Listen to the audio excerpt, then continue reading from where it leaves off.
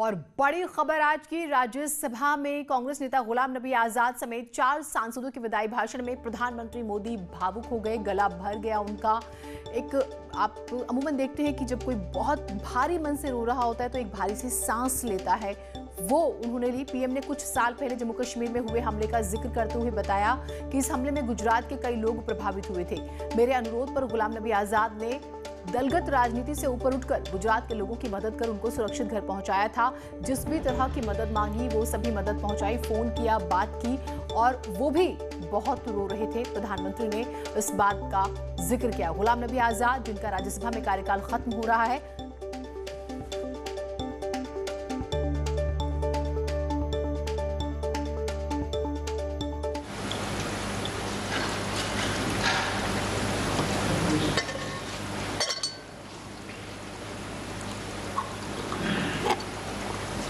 एक बार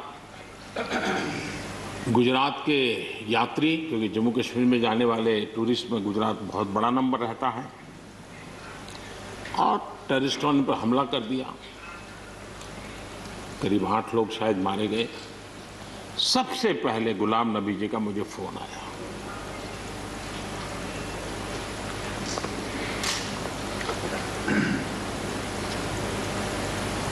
और वो फोन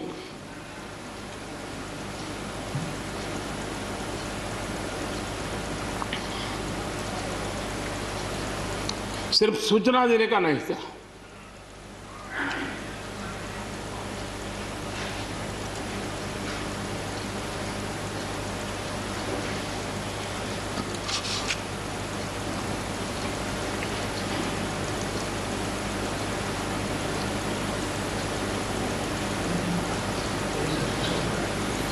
उनके आंसू रुक नहीं रहे थे। फोन पे उस समय प्रणब मुखर्जी साहब डिफेंस मिनिस्टर थे। मैंने उनको फोन किया, मैंने कहा साहब अगर फोर्स का हवाई जहाज मिल जाए इन डेड बॉडी को लाने के लिए। रात देर हो गई थी। प्रणब मुखर्जी साहब ने कहा आप चिंता मत कीजिए, मैं करता हूँ व्यवस्था। लेकिन रात में फिर गुलाम नबी जी का फोन आया। वे एयरपोर्ट थे।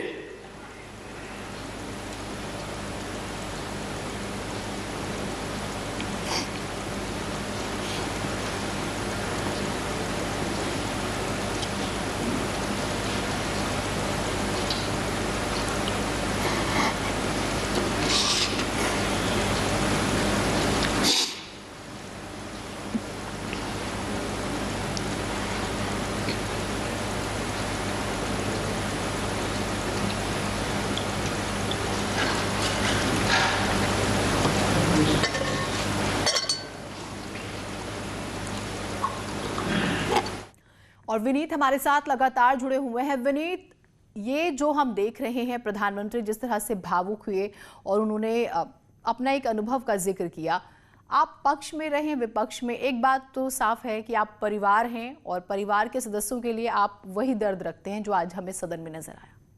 जी, निश्चित तौर पर मैं आपको बताना चाहूँगा कि जिस तरह से प्रधानमंत्री नरेंद्र मोदी ने गुलाम नबी आज़ाद के साथ संबंधों की चर्चा की, वो हम कई कड़ियों में देख सकते हैं। एक वो वक्त की वो बात कर रहे थे जब प्रधानमंत्री नरेंद्र मोदी ना तो गुजरात के मुख्यमंत्री थे बल्कि एक बीजेपी के कार्यकर्ता थे, बीजेपी के एक नेता थे।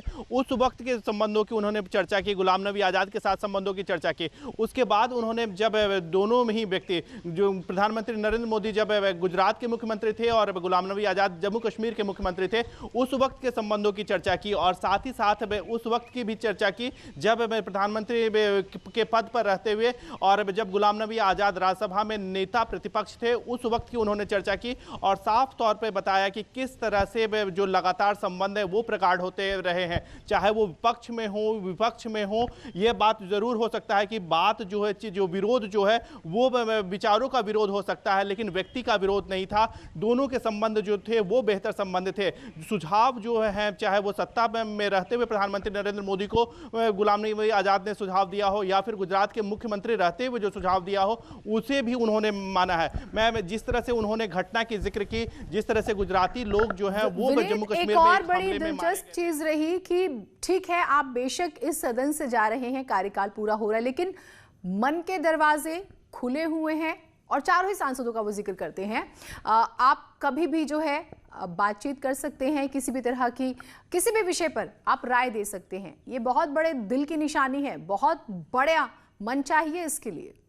जी निश्चित तौर पर जिस तरह से गुलाम नबी आज़ाद के साथ उनके संबंध थे और जिस तरह से वो उनको लगातार सलाह दे रहे थे, एक और घटना के जिक्र में जो है प्रधानमंत्री नरेंद्र मोदी ने किया, जब उन्होंने कहा कि कोरोना काल में जब वो ऑल पार्टी मीटिंग कर रहे थे, उस वक्त उन्होंने गुलाम नबी आज़ाद ने प्रधानमंत्री को सलाह दी थी कि वो एक ऑल पार्टी चेयर करे और उसे प्रधानमंत्री नरेंद्र मोदी ने स्वीकार किया। और एक बिल्कुल, आज यकीन जानिए दिन भर इसी पर चर्चा होगी। इस तरह का बड़ा दिल सभी नहीं दिखा पाते हैं जो प्रधानमंत्री नरेंद्र मोदी ने दिखाया है।